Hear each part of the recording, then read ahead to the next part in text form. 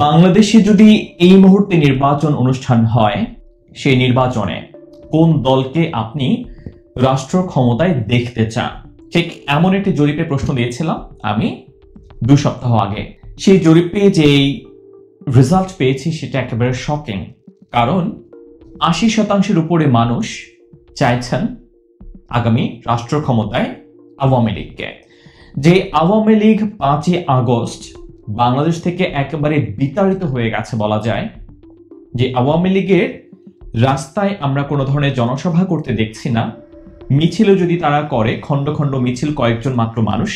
সেই আওয়ামী লীগের প্রতি কি করে মানুষের এখনো পর্যন্ত এত বেশি পরিমাণে সমর্থন থাকতে পারে সেটা নিশ্চিতভাবেই ভাবনার বিষয়। এই জরিপে 65,000 মানুষ অংশগ্রহণ করেছেন এবং সেই জরিপের ফলাফল খুবই আশ্চর্যজনকভাবে ফলাফল বলছে মানুষ আওয়ামী লীগকে চাইছে এবং সেই ফলাফলে 80% মানুষ আওয়ামী লীগের পক্ষে তাদের ভোটাধিকার প্রয়োগ করেছেন। এই জরিপে আমি 4টি অপশন দিয়েছি। প্রথম অপশন ছিল বিএনপি, দ্বিতীয় অপশন জামাত ইসলাম, তৃতীয় অপশন জাতীয় পার্টি, আর চতুর্থ অপশন আওয়ামী লীগ। আমি আওয়ামী লীগকে সবার শেষে রেখেছি ইচ্ছে করে, কারণ এর আগের জরিপগুলোতে প্রায় প্রত্যেকটি জরিপে আওয়ামী লীগ কিংবা শেখ হাসিনা তারা অনেক বেশি পরিমাণে এগিয়ে থাকতো। সেই জরিপগুলোতে আওয়ামী লীগের নাম বা শেখ হাসিনার নাম শুরুর দিকে ছিল। আমি ইচ্ছে করে এই জরিপে আওয়ামী লীগের নাম সবার শেষে দিয়েছি, যেন মানুষ দেখে শুনে জরিপে অংশ নেয়, যেন শুধুমাত্র শুরুর দিকে আওয়ামী লীগকে দেখে তারা ভোট দিয়ে না দেয়।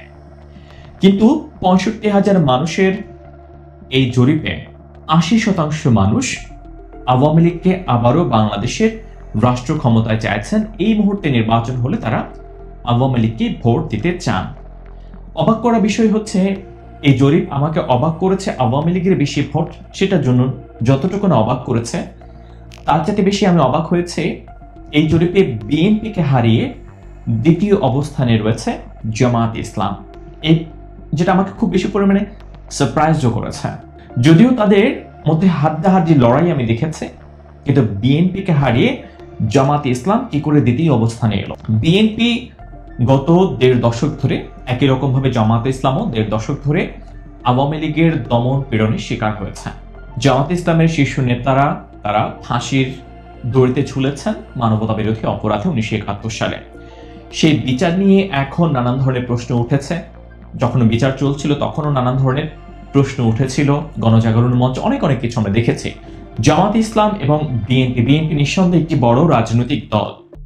বাংলাদেশে আওয়ামী লীগের পরে বিএনপি বা আওয়ামী লীগ এবং বিএনপির জনসমর্থন সবসময় কাছাকাছি পর্যায়ে থাকে। কিন্তু এই জরিপটাতে আমি খুব অবাক হয়ে দেখলাম বিএনপি জামাত ইসলামের চাইতেও কম মানুষের আস্থা অর্জন করেছে। আমি জানি না এর কারণ কি হতে পারে, বা মানুষ কেন বিএনপির প্রতি মানুষের অনাস্থা, কেন জামাতের প্রতি কেন বিএনপির চাইতে বেশি মানুষের আস্থা, সেটাও আমাকে অবাক করেছে। কারণ বলা হয়ে থাকে, নির্বাচনের বিশ্লেষক যারা তারাও বারংবার এটা বলে থাকেন যে বাংলাদেশে ভোটের শতাংশ হারে যদি হিসেব করা হয় তাহলে 35% আওয়ামী লীগ, 35% বিএনপি, বাকিটা জামাতে ইসলাম, জাতীয় পার্টি সহ বাকি 10% থাকে তারা নিরপেক্ষ ভোটার, তারা আসলে পরিবেশ পরিস্থিতি বুঝে যেদিকে জোয়ার তারা সেদিকে ভোট দেন। কিন্তু যখন এই যে সমন্বয়কের কথাটা, যে পুলিশের হত্যার ঘটনা, মেট্রো রেল আগুন দেওয়ার ঘটনা না ঘটলে তাদের বিপ্লব সফল হতো না, আন্দোলন সফল হতো না, তখন কিন্তু ওই মানুষগুলো যারা বিপ্লবে অংশ নিয়েছে, যারা আন্দোলনে অংশ নিয়েছে, তাদের মনের মধ্যে কিন্তু সন্দেহের বীজ তৈরি করলো। তার মানে এই কাজগুলোকে ইচ্ছে করে করা হয়েছে। এরপরে উপদেষ্টা আব্দুল হান্নান মাসুদ সাহেব তিনি নাগরিক টেলিভিশনে একটি অনুষ্ঠানে তিনি বলেছেন যে তাদের মূল লক্ষ্য ছিল শেখ হাসিনার পতন ঘটানো, এবং শেখ হাসিনা যদি কোটা সংস্কার আন্দোলনকারীদের দাবি সব মেনেও নিতেন, তারপরও তারা নতুন দাবিতে হয়তো তারা আন্দোলন করতেন, শেখ হাসিনার পতন তারা ঘটাতেন, এবং তারা সেটা 2012-13 সাল থেকে তারা প্ল্যান করছিলেন। এই যে সমন্বয়কের এইসব কথাগুলো মানুষের মনের মধ্যে বিরূপ মনোভাব তৈরি করেছে 24-এর ছাত্র জনতার গণ অভ্যুত্থান নিয়ে। এটাকে অনেকেই এখন আর সাধারণ গণ অভ্যুত্থান মনে করেন না, এটাকে অনেকেই এখন ষড়যন্ত্র বলেও অনেকে বিশ্বাস করতে শুরু করেছেন, যেটা এই পুরো বিপ্লব, পুরো আন্দোলনের স্পিরিটটাই নষ্ট করেছে, এবং সেটা অতি কথনে। শেখ হাসিনার একটা কথাতে যেরকম ভাবে পুরো সরকার পড়ে গেল রাজাকার, একই রকম ভাবে বর্তমান সরকার উপদেষ্টাদের বা সমন্বয়ক যারা মুখ্য ভূমিকা পালন করেছেন তাদের নানান কথাগুলোতেই আন্দোলনের স্পিরিট নষ্ট হয়ে গেছে, এবং যে ঐক্য আমরা দেখেছিলাম শেখ হাসিনার বিরোধী সে ঐক্য কিন্তু ফাটল ধরেছে। এবং এ ধরনের মন্তব্য আমি এখন বেশি পাচ্ছি, তারা বলছেন যে তারা আসলে ভুল করেছেন। এখন অনেক বক্তব্য রয়েছে। একজন বলেছেন যে 5 তারিখের আগে শেখ হাসিনাকে স্বৈরাচার মনে হতো, এখন মনে হচ্ছে দেশকে স্থিতিশীল রাখতে শেখ হাসিনার মতো স্বৈরাচারই দরকার।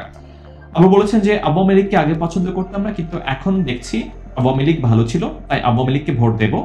তারা যতই ঐক্য করুক দেখিয়ে দিতে চায় জনগণ কি মূল ক্ষমতার উৎস। একজন বলেছেন আমার পরিবারে 9টা ভোট, 9টা ভোট নৌকায় দেব, অথচ এখানে এখন একটা ভোট দেওয়ার সুযোগ হলো। তাহলে বুঝে নেন অনলাইনের বাইরেও কত ভোট আছে। অলরেডি আশেপাশে কান রাখলে শোনা যাচ্ছে আগেই ভালো ছিলাম। আমি যে আগেই ভালো ছিলাম এই টার্মটি যত জনপ্রিয় হচ্ছে ততই কিন্তু শেখ হাসিনার বা আওয়ামী লীগের বাংলাদেশের রাজনীতিতে আরো বেশি প্রাসঙ্গিক হওয়ার সুযোগ বাড়ছে।